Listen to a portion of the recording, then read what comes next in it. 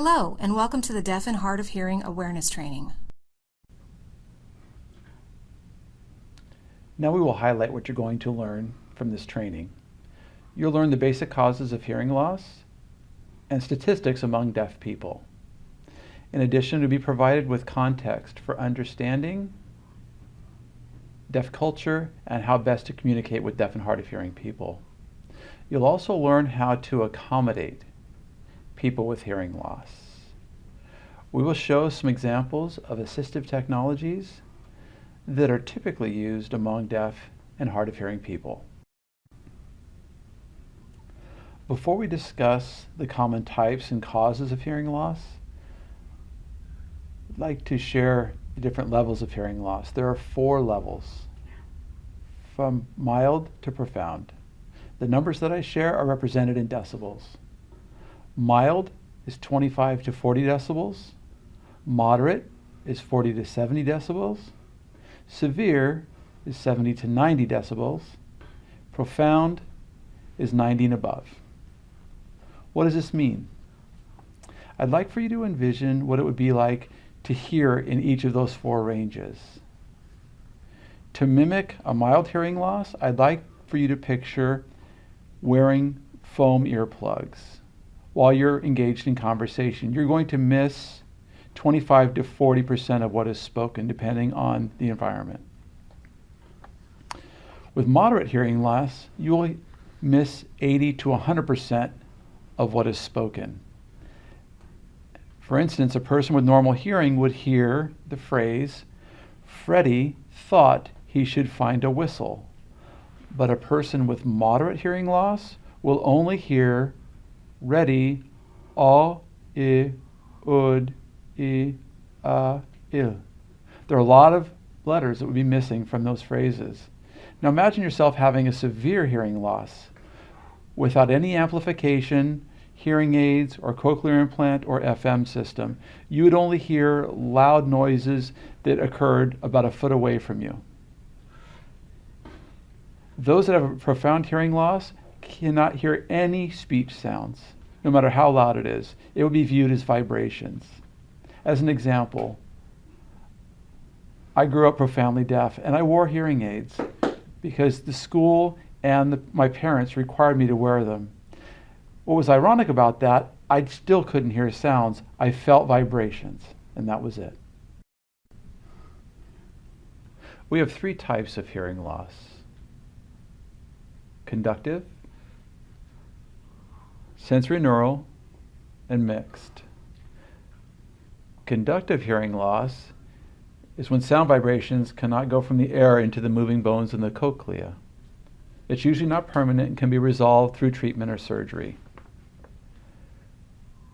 Sensorineural hearing loss is also known as nerve deafness. This is when the auditory nerves fail to carry sound to the brain. This hearing loss is permanent, as there is damage to the cochlea or the nerve pathways. Mixed hearing loss is a combination of conductive and sensorineural. This is typically due to chronic ear infections. You just learned about different degrees and types of hearing loss. Now we will discuss common causes of hearing loss. There are a significant number of causes. First, you have congenital causes that may happen during or after birth. They can be hereditary or non-hereditary. Hereditary deafness tends to affect half of the children with hearing loss. Heredity involves a gene that is passed down from parents and continues to be passed on. Many genes are related to hearing.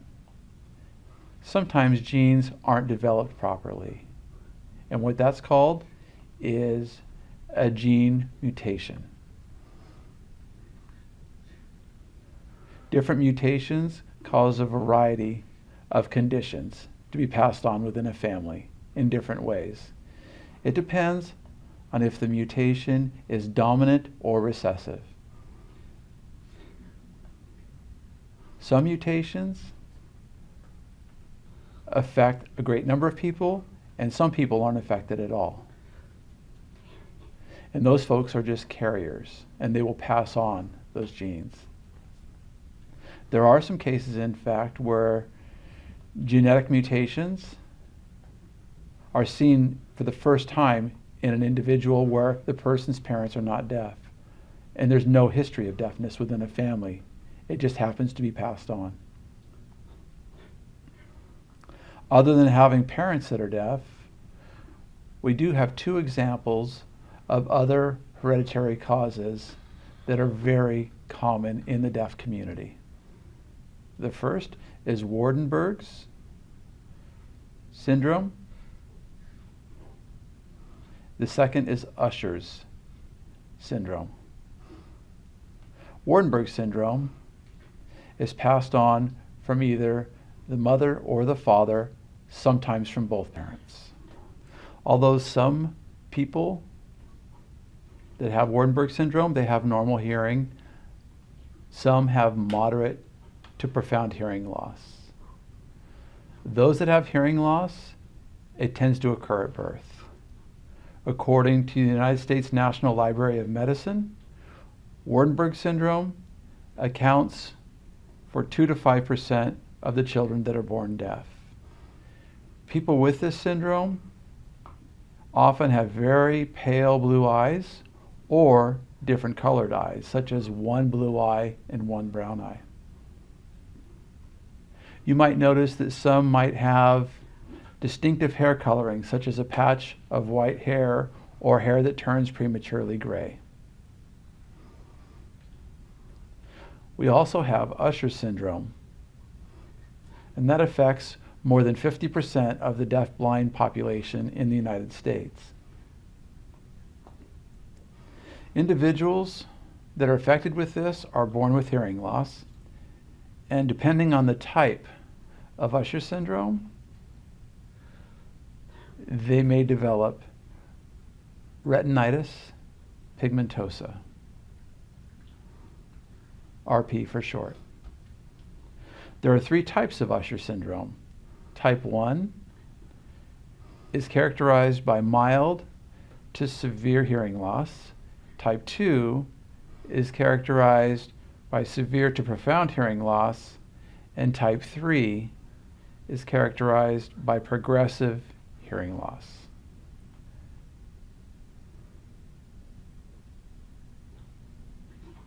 The visual impairment from retinitis pigmentosa is not usually apparent before the age of 10. Night vision and peripheral vision will eventually be impaired. In regards to non-hereditary genetic factors, it can be anything from complications during pregnancy or during childbirth to infections affecting children and adults. There are many different causes for hearing loss that can happen at any age. They can be infectious diseases such as meningitis, measles, Meniere's disease, chronic ear infections, which are common among children, injury to the head or the ear, wax or foreign object blocking the ear canal, exposure to excessive noise, or use of ototoxic drugs. According to the World Health Organization, the WHO, there are approximately 360 million people worldwide that have moderate to profound hearing loss. Cornell's Employment and Disability Institute offers an excellent summary of the estimated population of deaf people in the United States.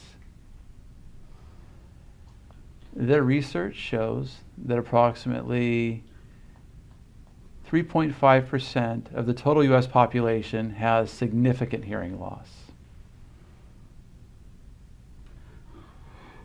Additionally, for every 1,000 children, 5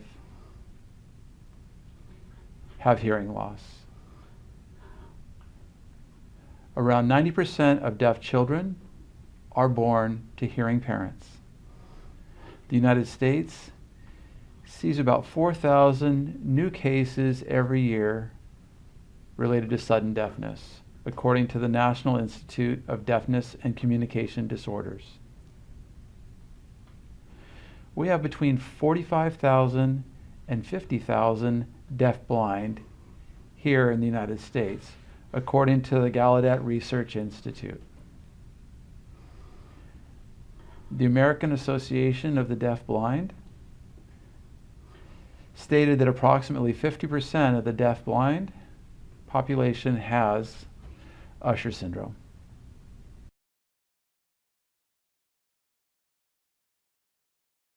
What is the definition of the word deafness? It's a medical term that refers to the inability to understand verbal language through hearing, even when the sound is amplified. Medical specialists usually use the word hearing loss when referring to deafness.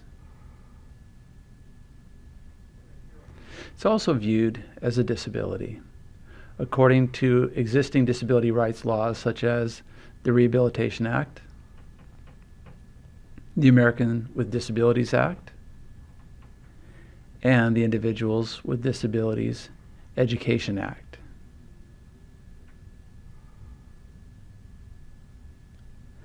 There are countless labels involving race, gender, disabilities, and etc. that are widely known and deemed to be distasteful, insulting, or just politically incorrect. Many people in the deaf community have fought tirelessly over the years to change the terminology that's used to describe individuals with varying levels of hearing loss.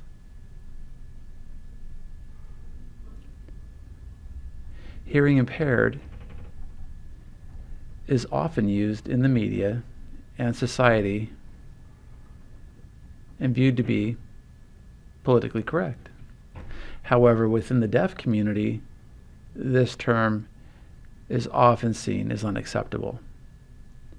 It suggests that deaf people are broken or inferior because they do not hear.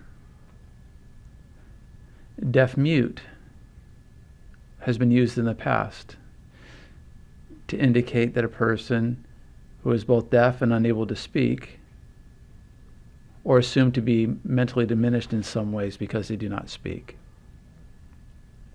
This is inappropriate, as the majority of deaf people do have the ability to speak. However, those that do speak might have what sounds like an accent. Now we are going to discuss how deaf people identify themselves. There are no specific degree of hearing loss or personal characteristics that determine how a person identifies themselves. How each person chooses to identify themselves is based on a variety of factors that include degree of hearing loss, communication preferences, cultural orientation, and use of technology. Each person may identify themselves in one of several ways.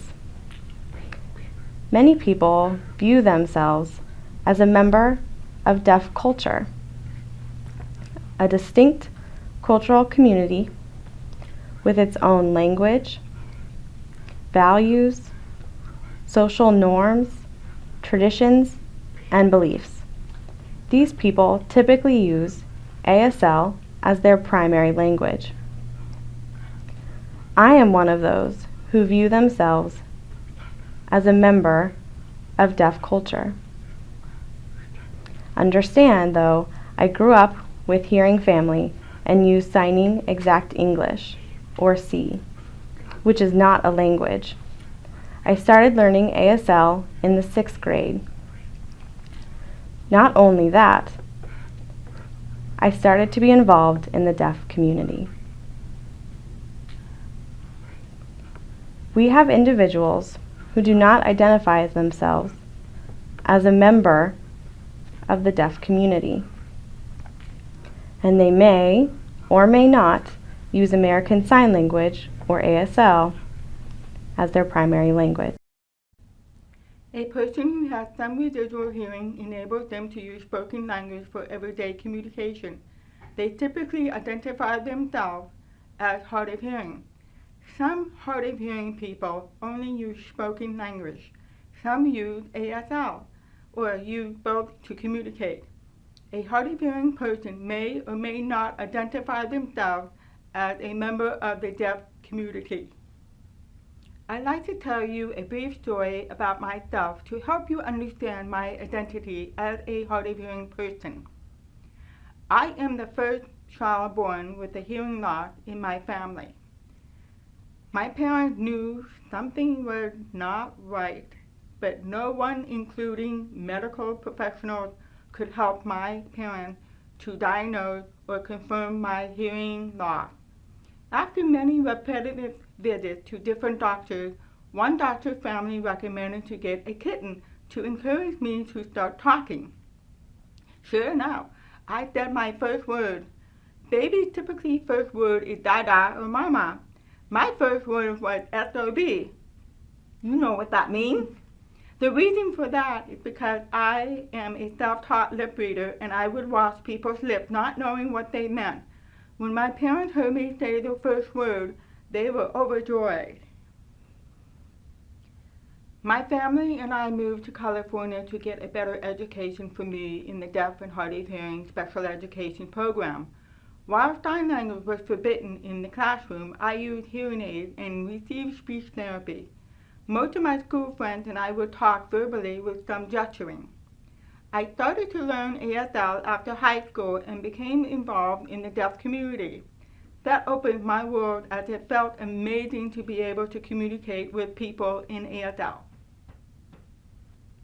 People do still ask if I am hearing because I can talk. I would tell them that I am deaf without hearing aids, but hard of hearing with hearing aids. Some people will ask where I am from due to my accent, which is deaf accent. When I was 30, I completely lost my residual hearing in my left ear in one day. I eventually got a cochlear implant after suffering severe tinnitus. I currently wear both a cochlear implant and a hearing aid. I find myself in between hearing and deaf community. I do not fit in one specific culture. I fit wherever I am. Deaf community, hearing, hard of hearing. I try to participate in many deaf events, interact with other deaf people, then I go home to my own world. There are late deafened individuals whose hearing loss occurred after spoken language is fully developed. Like myself, late deafened people may or may not identify themselves as part of the deaf community. Some late deafened people only use spoken language, while some will learn ASL to enable their communication. At the age of 36, I was diagnosed with 2 brain tumors. What was unique about these brain tumors was their location. Both tumors were wrapped around each auditory nerve. I walked into the hospital a hearing person, and I walked out deaf. As people can imagine, my life did a complete 180. Most people would say it was for the worst. However, in my experience, it turned out for the best. I was introduced to ASL and deaf culture. Both ASL and deaf community gave me my life back. It gave me something that I was missing. It gave me a new way to communicate with friends and family. But most importantly, it gave me my independence back and took me out from isolation. At home, with my wife and kids, we use ASL to communicate with one another. My profession consists of working with deaf individuals on a daily basis. I also work with the general population, to which I use an American Sign Language interpreter to communicate back and forth. Today, I am voicing my story. The reason for that is I am late deafened adult. Although I do use ASL to communicate on a daily basis, my preference is speaking for myself. The best way for me to express and advocate for myself is through using my own voice. Not all individuals that are late deafened are willing to learn sign or lip read. However, I found that learning ASL was the most beneficial for my family and I.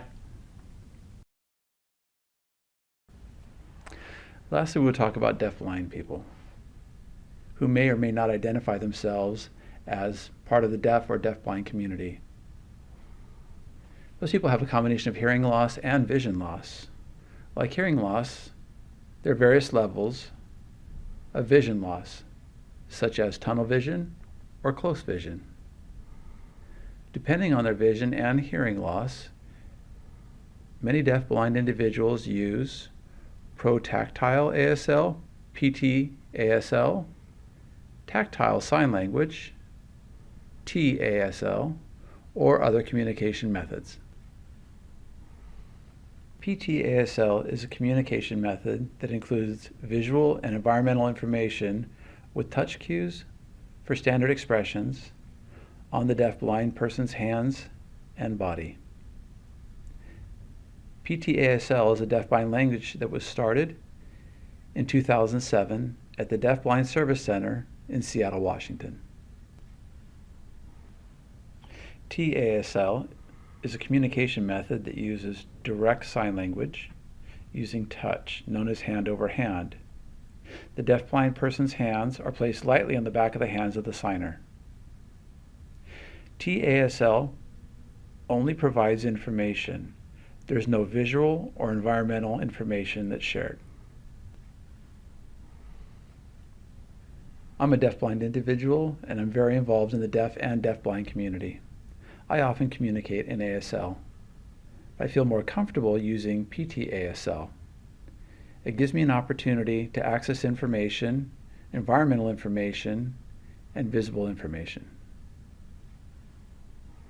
Growing up as a second-generation deafblind person, I was introduced to ASL and later introduced to TASL. As a child of a deafblind parent, I really wasn't sure of my deafblind identity until I was in my 20s. I realized that for my safety and for the safety of other people, I needed to identify as a deafblind person. When I mention my deafblind identity, it really helps me to accept the identity and accept who I am. Now people can see me for who I truly am, rather than just wondering how much I can see.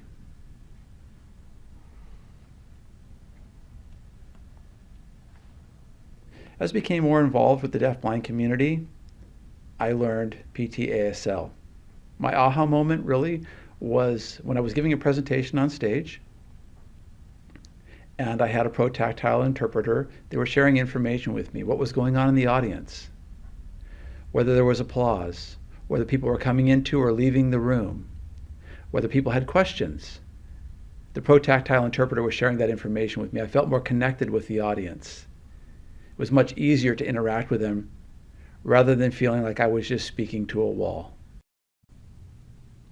Be noted that self-identification is a personal thing. It does not determine, but may provide you with clues about a person's communication and accommodation preferences. Additionally, it does not reflect the actual degree of hearing loss, but instead reflects linguistic and cultural identification.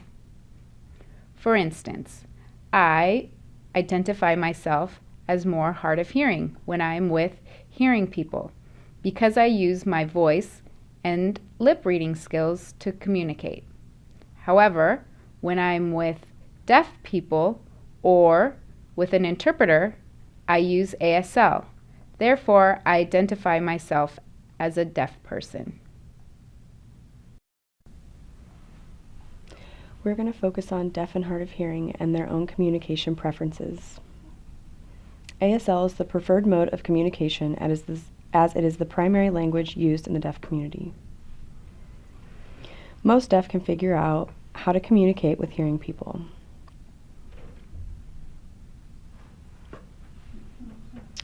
For example, we have restaurants, fast food, movies, stores, etc. At this point, this is where writing and gestures come in place. Both are commonly used methods to interact with hearing people.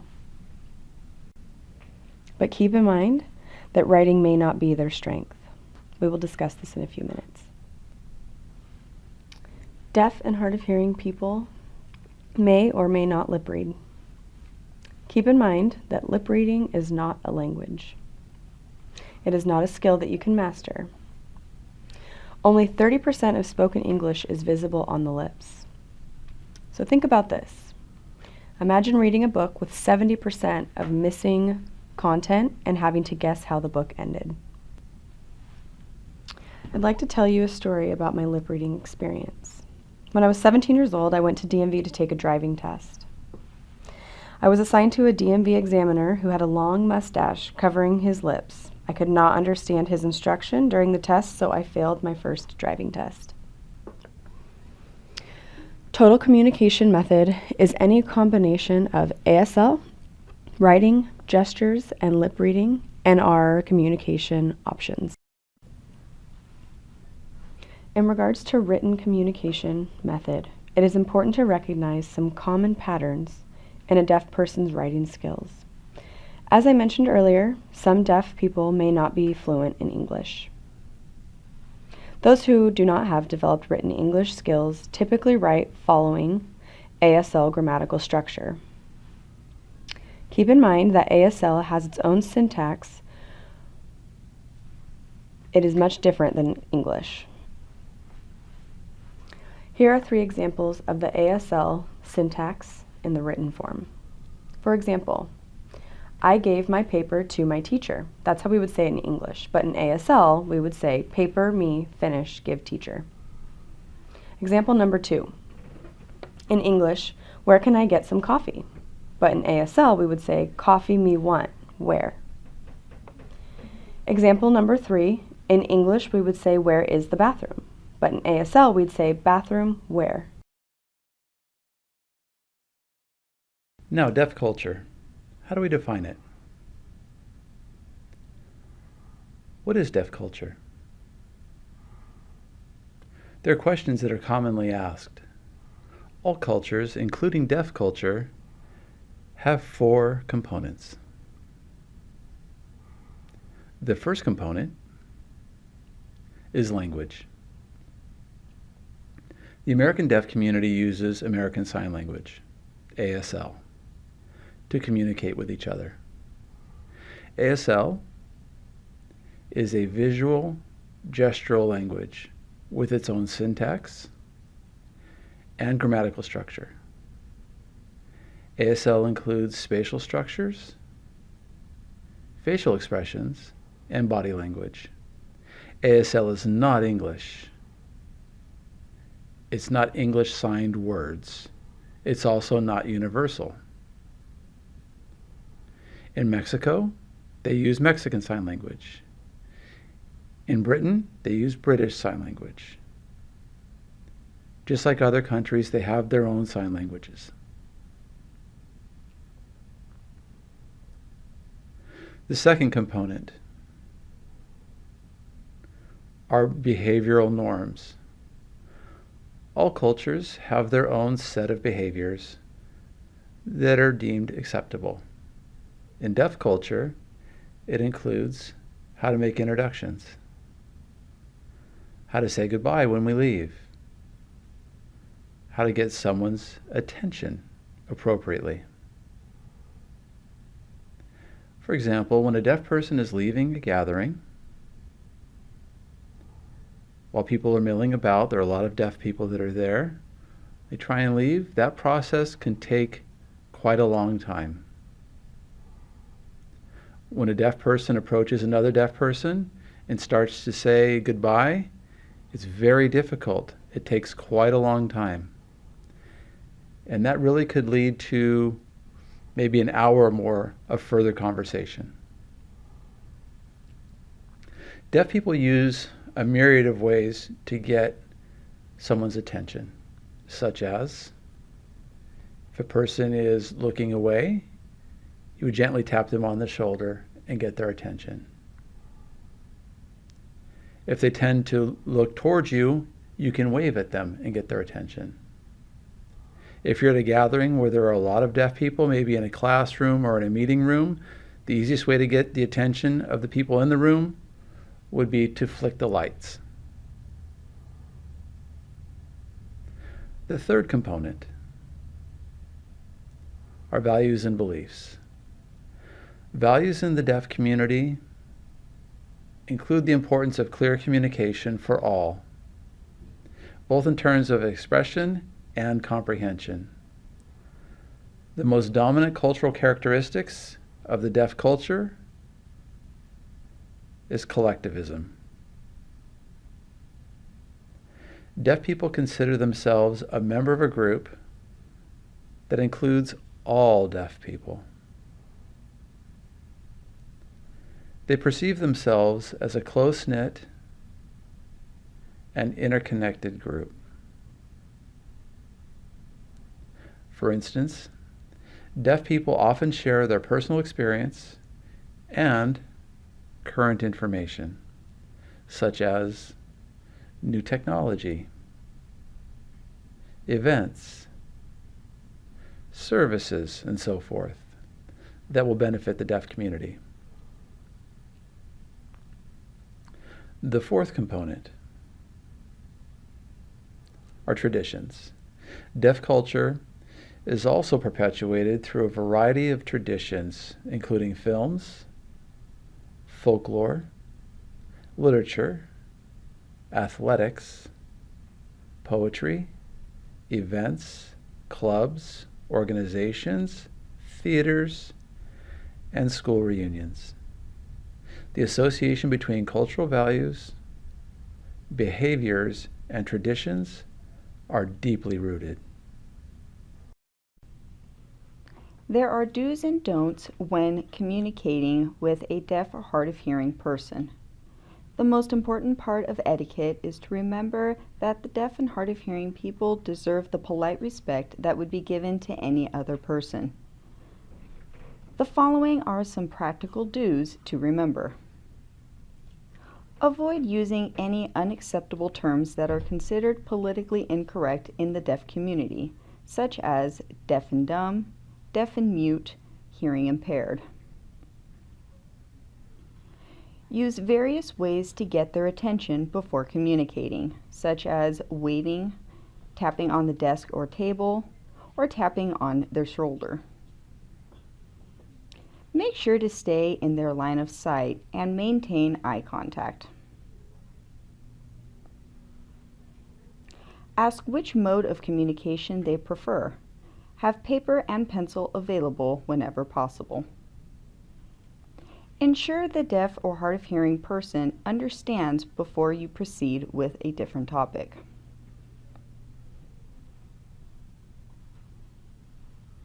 Remember, be courteous, avoid or reduce any possible distractions. And lastly, smile and relax. We just covered the do's, which seem pretty simple, correct? Unfortunately, we also have don'ts. Here are a few practical don'ts to remember. Do not talk too quickly or too slowly or over-exaggerate your lip pattern. Do not shout or raise your voice.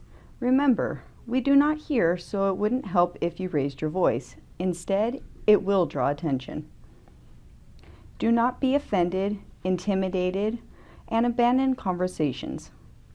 Deaf people often encounter hearing people doing that once they find out that they are deaf. Do not turn around, move away, or avoid eye contact when engaging in conversations. Deaf people rely on vision and nonverbal communication. Do not talk with lights coming from behind you or stand in front of a window. Remember, deaf and hard of hearing people rely on vision and nonverbal communication. The glare from the lights or windows make it more difficult for the deaf and hard of hearing people to see your face. Do not cover your mouth or have food in your mouth when you speak.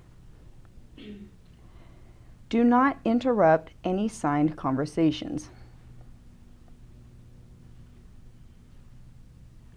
Do not switch to a new topic without warning or them being aware. Do not become impatient or exasperated with the deaf person if it takes longer to communicate. I often encounter this situation myself. It indicates that the person does not want to work directly with me. This can cause tension and misunderstanding, which leads to not receiving good customer service. What makes it worse? In some situations, when I have my children with me, the person will attempt to communicate with them instead of me. Do you recall the practical do's and don'ts in deaf etiquette? We are going to incorporate some points of do's to discuss communication strategies and skills for different settings. During your one-on-one setting with a deaf or a hard of hearing person without an interpreter, you should get his or her attention by gently tapping a person on the shoulder if he or she is not within the line of sight, waving if the person is within the line of sight, or tapping on the desk or table or shining a flashlight if he or she is not paying attention. When you have the person's attention, make sure to look directly at the deaf person and maintain eye contact. Then speak normally and clearly. Do not talk too quickly, too slowly, too loudly, or over-exaggerate your lip pattern. This distorts the words and can be patronizing. If necessary, try rephrasing. Do not eat, chew gum, or cover your mouth with your hand while speaking. By using facial expression and gestures, and at the same time using visual aids and hands-on experience, it will enhance the communication. Keep in mind that visual and nonverbal communications are deaf people's strength. It would be wise to have paper and pen available as a backup. It is also recommended that you avoid or reduce any possible distractions, such as music, phone ringing, people interrupting, etc. If you need to answer the phone or respond to the person interrupting, please inform the deaf person of the interruption. Be aware of any windows behind you or bright lights shining into the person's face that may reduce their ability to read your lips. Please note that it is only possible to understand approximately 30% of language through lip reading. People often get confused because sometimes it appears that a hard of hearing person can understand easily, and other times are unable to understand, and so they think we are being lazy or not paying attention. Often we only hear parts of sentences, such as the low frequency sounds, and have to rely on our intelligence to fill in the rest. I just wanted to emphasize how exhausting it is to strain to hear all day. We use every part of our being in our efforts to hear while trying to tune out background noise. Also, it is harder to listen and hear when we are sick or tired. In a small group setting with an interpreter, you should allow the deaf person to participate in the seating arrangement. They are more likely to choose a seat where they can easily view everyone, including the interpreter. It is important that they are able to see everyone's faces in order to lip read. While speaking, make sure to speak clearly at a normal pace and look directly at the deaf person, not the interpreter. Also, it is important not to use third-party language, such as tell him or tell her. This goes the same for a small group setting involving a captioning service. It is important to allow the deaf person to participate in the seating arrangement. Again, they are more likely to choose a seat where they can easily view everyone, including the captioning. Additionally, it is important to moderate the pace of communication by having people talk one at a time. This allows the captioner to convey the message correctly without any interruption, and the interpreter to indicate which person is speaking. It would be wise to provide visual aids and hands-on experience to enhance the deaf person's comprehension during the conversation. You may or may not need to repeat the questions or statements. Keep in mind that it is difficult for most deaf people to write notes and watch the interpreter at the same time. It would be good to have a note taker for the deaf person if needed, unless you will be providing captioning services, which will produce a transcript at the end of the session. In a large group setting, such as a conference, training, etc., it would be wise to have a second microphone for the audience, another trainer or presenter, or during a role play. We recommend you stand in front of the room to allow any individual with hearing loss who relies on lip reading to be able to lip read the presenter. Please do not wander towards the back of the room or turn away from the audience, and address your remarks to the group as a whole. Now I'd like to go back and give my 2 cents about using a microphone. Rather than blocking your mouth, hold the microphone like you hold an ice cream cone. Additionally, it is important to moderate the pace of communication by having one person speak at a time. Make sure to repeat and summarize the questions or statements from the audience. Trainers and presenters should periodically ask if everyone can hear. We especially appreciate you repeating the punchlines of jokes. No one should assume that all people with a hearing loss will require the same accommodation, or even any accommodation at all. As an applicant, employee, or consumer, a deaf person simply has to inform you, verbally or in writing, that he or she needs an accommodation. What kind of accommodation can you expect to provide? There are a myriad of accommodations you can provide. We're going to focus on the accommodations that are most commonly used for the deaf community. The most common accommodation requested would be interpreting services. There are several kinds of interpreting services. Keep in mind that you do not want to confuse this with spoken language interpreting services. Sign language interpreters are trained in interpreting between a spoken and signed language. At times, however, a different kind of interpreter is required to provide effective and accessible interpreting services, such as a tactile interpreter, protactile interpreter, or a deaf interpreter.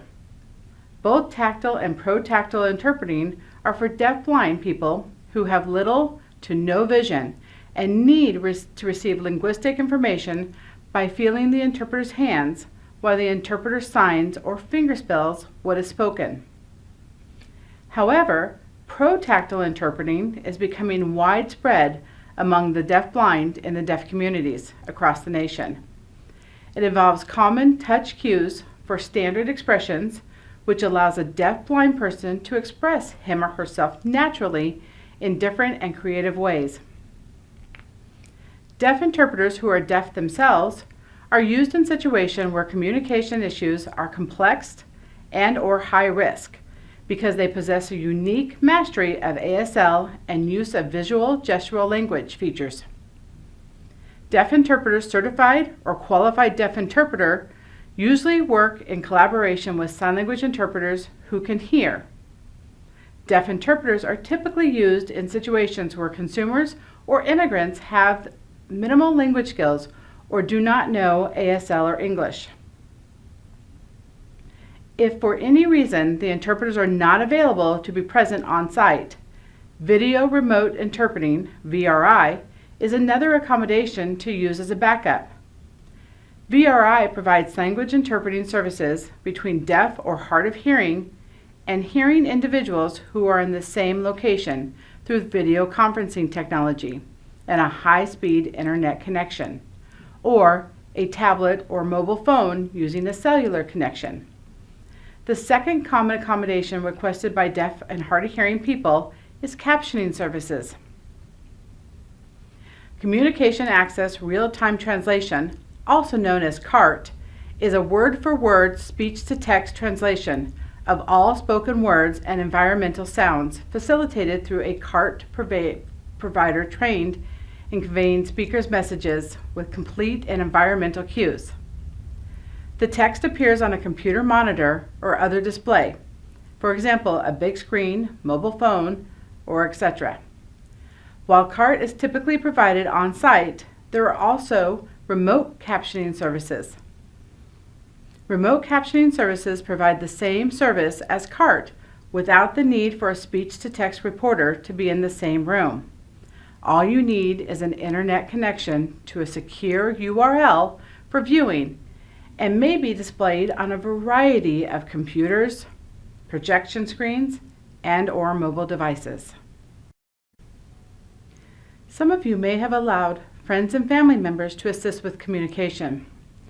This should not be permitted. We have 3 reasons. 1, friends and family cannot be a neutral party. Both have personal and emotional attachments. They usually do not want to confuse or upset their loved ones, nor be the bearer of bad news.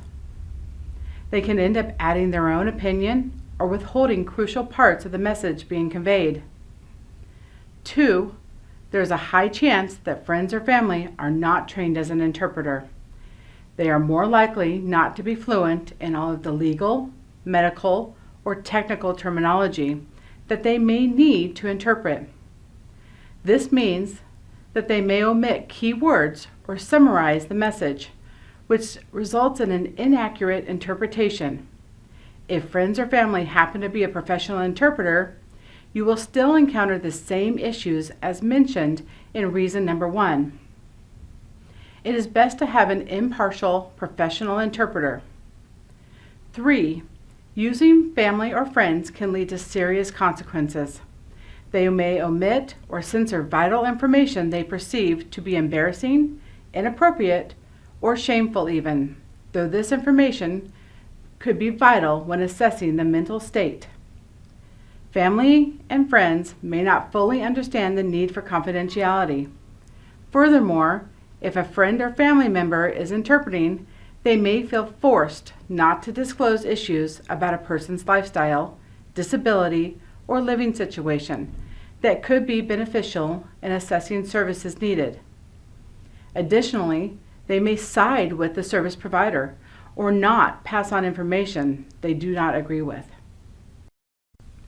In regards to hearing devices, we have 3 types of hearing amplifiers that are commonly used by deaf and hard of hearing people: hearing aids, cochlear implant, and bone-anchored hearing aids, BAHA. These devices may be used in separate or in conjunction depending on the individual preference. There are several different types and sizes of hearing aids. A cochlear implant is an electronic medical device that is surgically implanted behind the ear, and it stimulates the ear nerves inside the cochlea to transmit the sound to the brain. BAHA is also a surgically implanted device that stimulates the cochlea by transmitting the sound waves through the bone in our skull. Each individual has a unique hearing loss. Not one device fits all. An audiologist will discuss which device will best fit your needs. For instance, I grew up wearing hearing aids, and I switched to a cochlear implant 30 years later when I was no longer able to hear with hearing aids. There are a variety of assistive technology currently available for people with hearing loss. I'm going to mention several. We have assistive listening devices such as a frequency modulation FM system and a loop system which enhances the device and improves the ability to hear. An FM system consists of a transmitter microphone used by the speaker, such as a teacher in the classroom or a speaker at a conference, and a receiver used by the hard of hearing person.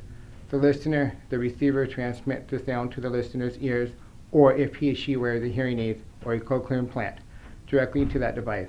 I will give you an example of an FM system in a bit. A hearing loop is a special type of a sound system for people who wear hearing aids. The hearing loop provides a magnetic wireless signal that's picked up by the hearing aid when it's set to telecoil T setting. With my cochlear implant, I typically use the FM system or wireless connection. Videophone, CapTel, TT2i, or TDD amplified telephone are examples of communication devices for people with hearing loss. I have used all assistive technology currently available. We will discuss the TTY and TDD in a future slide. Let's go back to assistive listening devices. These are examples of FM system and loop system that provide amplification to hearing aids or cochlear implant. It also minimizes background noise and improves signal to noise ratio.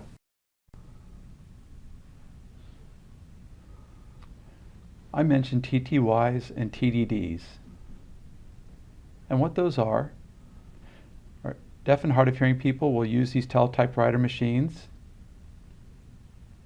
and they're transmitting data over analog lines.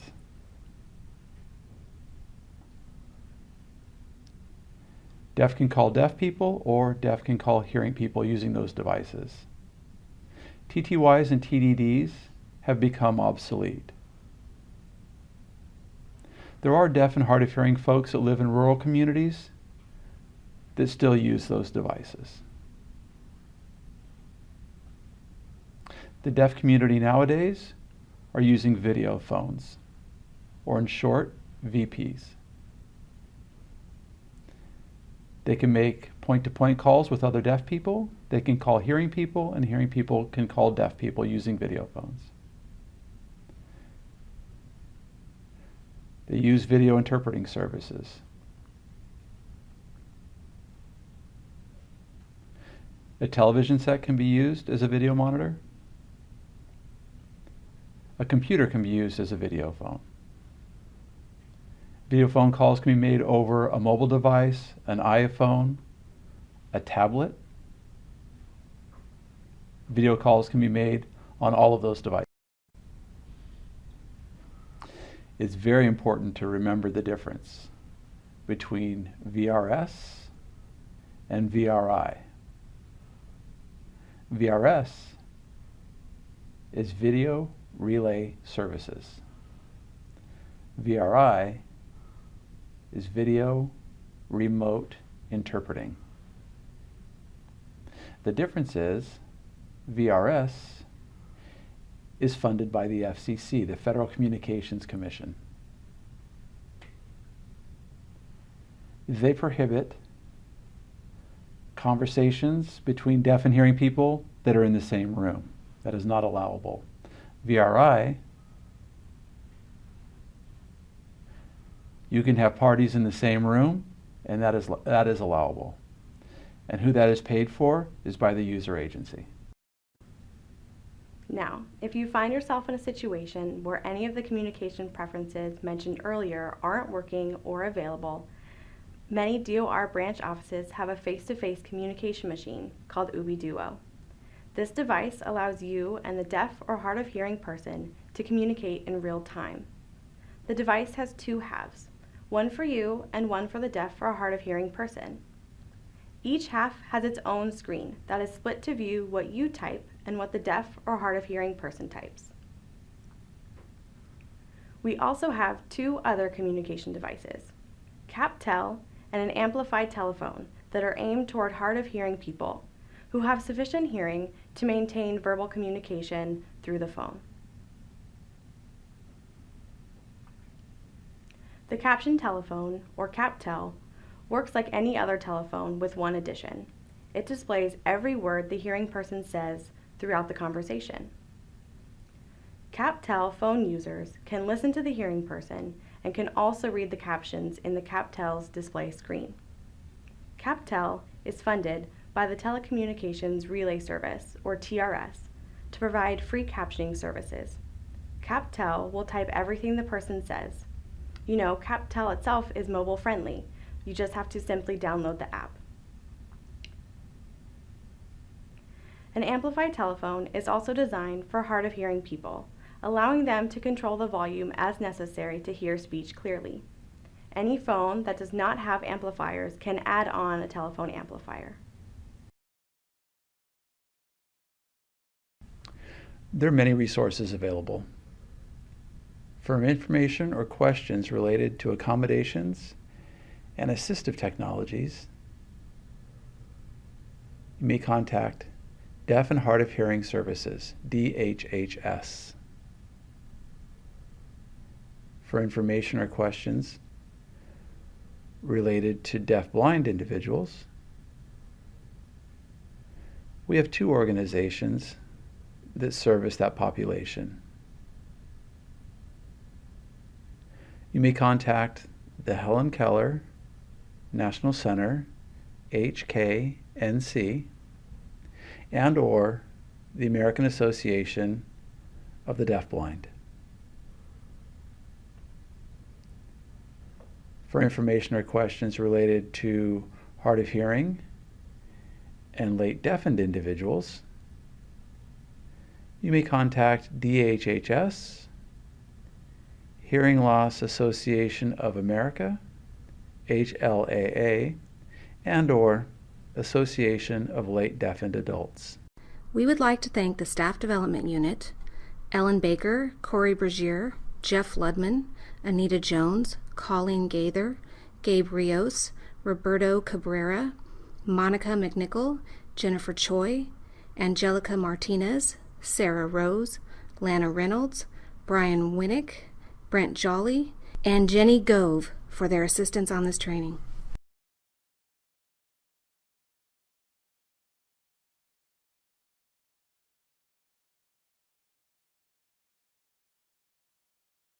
Thank you for your time and attention. On behalf of DOR's Deaf and Hard of Hearing Services, thanks for all you do on behalf of Californians with disabilities.